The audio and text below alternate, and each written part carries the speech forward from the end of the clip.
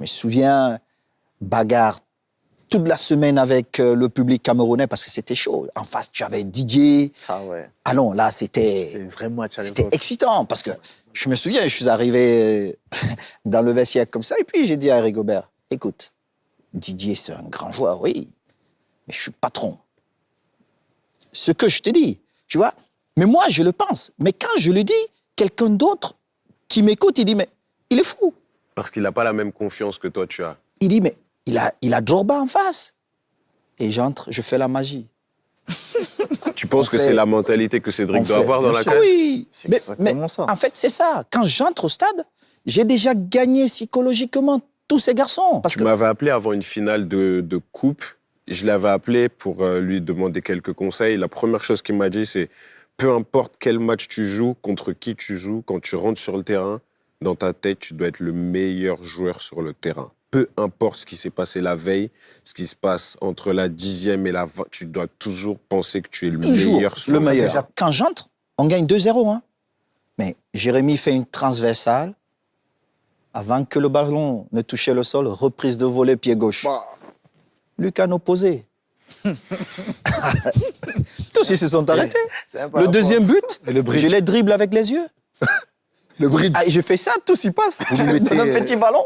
Mais en fait, C'est la mentalité. c'est la mentalité du Mental. champion.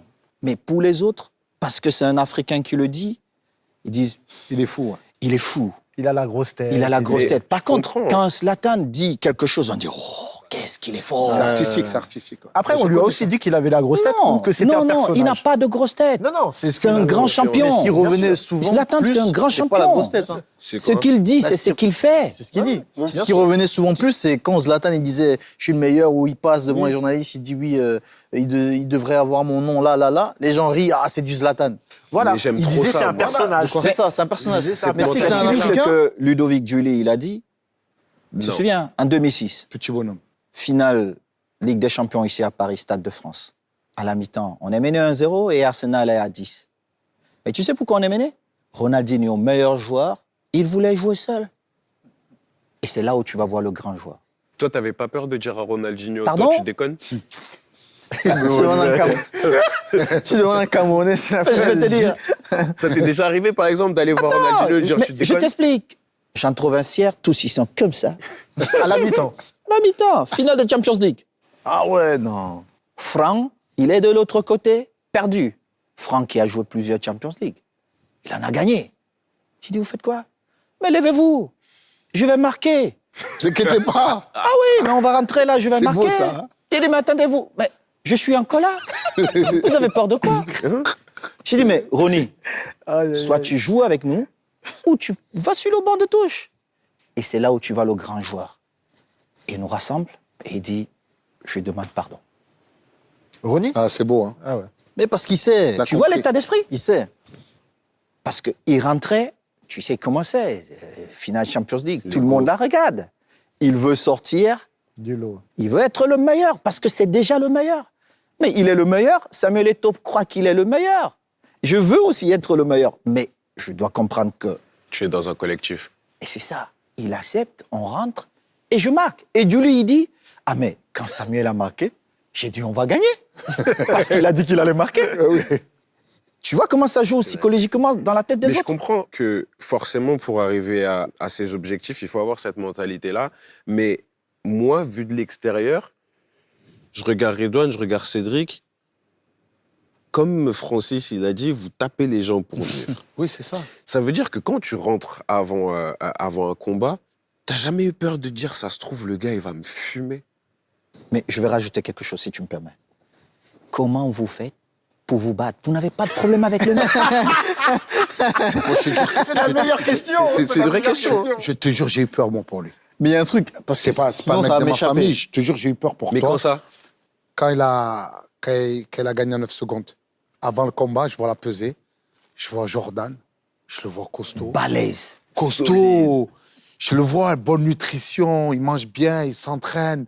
Ça fait des mois que lui, il insulte. Je me suis dit, il va le déchirer en deux. Je te jure, j'ai peur. Et Je t'aurais pas suis dû, en en fait. spectacle, je suis invité. Je sors pour regarder le truc. Je te jure, j'ai eu peur. Je le vois la pesée. Tu vois un mec en face, tu te dis, c'est bon, c'est fini, il va se faire déchirer en deux. Lui, il a parlé. Nous, on va avoir honte. Mais c'est ça, parce que nous, on a peur pour toi. Ouais. Parce que je te connais pas, je m'en fous. Je te connais, je me dis, ça y est, il va se faire déchirer. L'autre, il a 20 ans. Tu sais, quand t'as 20 ans, il a 30 piges, lui, frère. Il est vers la fin. L'autre, il est jeune. Il va le goumer. Ah, il a la dalle, frérot. Ma mère J'ai aussi, pas elle compris. était comme lui, ma mère. Ouais, tu vois. Parce que, en fait, À tous peser, ceux qui ça me pesait. connaissent, et comme il dit, il y a deux facteurs, il y a le fait, il y a l'affect. Tu connais le combattant, donc tu l'aimes, tu veux pas qu'il perde. Et deuxièmement, il a trop parlé. Donc en fait, tu te dis, mais si c'était un combat qui passait comme ça, là, sous le radar, tu te dis, bon, il a perdu, l'important c'est de participer, ok. Non, lui, il a parlé, il va falloir qu'il assume. Et il y a le physique. Indéniablement, quand tu vois un combattant avec des pectoraux, des abdos qui est costaud comme ça, tu te dis, ah, c'est difficile, ça, difficile.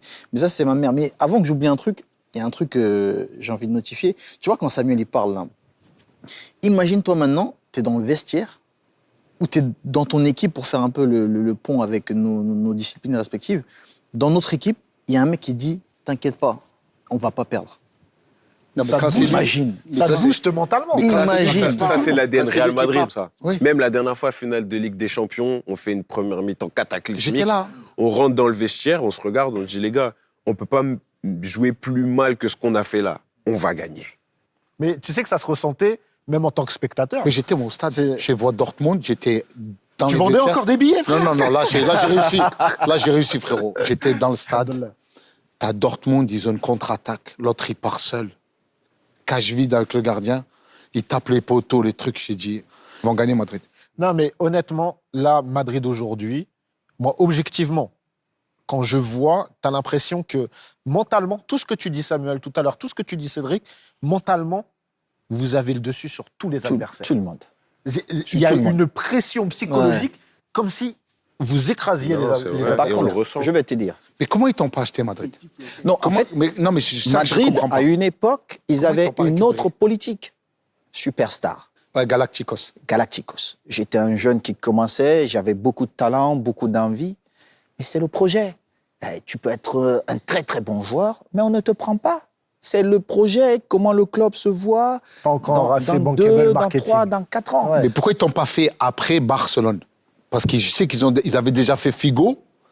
Oui, mais Parce- est-ce là- que moi je voulais revenir? C'était Ah ouais. déjà trop. Ah, c'était fini. Non, c'était fini. Et en plus, quand nous, on arrive à Barcelone, on est un groupe de potes, mais vraiment des amis. On faisait tout ensemble. Quand tu nous voyais jouer, on prenait du plaisir. C'était des amis qui passaient un moment. Et tu sais ce que c'est? Quand vous êtes potes, vous ne ressentez pas ça. On a gagné notre première Champions League, on a eu des blessés, on a joué, on avait 12 joueurs. 12 joueurs. Cette saison à Madrid, elle s'est passée comme ça aussi. 12 joueurs. Mais on a gagné. Pourquoi? Parce que nous étions comme ça. On était là, on jouait, on s'amusait, physiquement, on était toujours C'est dedans. c'est ça, tu vois. Nous, on a un groupe en tant que sportif. Vous, le groupe que vous avez dans vos domaines respectifs, il est différent. Dans la cage, toi, t'es tout seul. Moi, je suis tout seul. Son équipe, rien à voir. C'est un magicien. Voilà, tu vois, son équipe, Bilal. Mais pour rebondir sur ce qu'on disait tout à l'heure, quand je disais la peur de perdre ou quelque chose comme ça, c'est que c'est toi contre ton adversaire. Bah, en fait, c'est sur ça que je voulais enchaîner, rebondir sur ça. C'est que quand tu es dans un vestiaire et tu as un mec comme Samuel, ou première mi-temps catastrophique, et tu as un mec comme Samuel qui se lève, qui vous regarde, qui vous dit ah, les gars, on va pas perdre. Dans les yeux, déjà là, ça t'enlève 80% de ton stress, du doute, de tout. Tu sais qu'il est là, tu vas C'est t'appuyer. comme si on t'annonce un cancer. Tu sais que le cancer, ça tue. Le médecin, il te suit, il te dit, vous inquiétez pas, monsieur, je vais gérer ça. Wow. Tu sais pas ce qu'il va faire, mais déjà, tu dis, wow, c'est bon, j'ai confiance. T'as quelqu'un sur qui t'appuyer et t'as confiance. Et c'est ça, un leader. À chaque combat, ça m'arrive d'avoir peur de perdre.